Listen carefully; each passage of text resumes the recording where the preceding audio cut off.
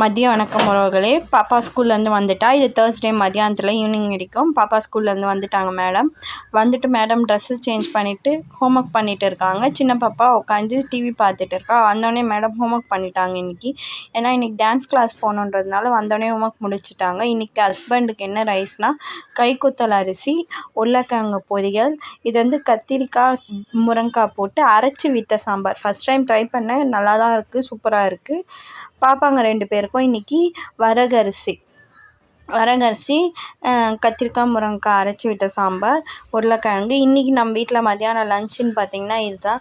சாப்பிட்டு முடிச்சுட்டு எல்லோரும் நல்லா ரெஸ்ட் எடுத்துகிட்டு அதுக்கப்புறம் நான் எடிட்டிங் ஒர்க்கெல்லாம் முடிச்சுட்டு கோதை பாப்பா கிளாஸ் கிளம்பிட்டா டான்ஸ் கிளாஸ்க்கு.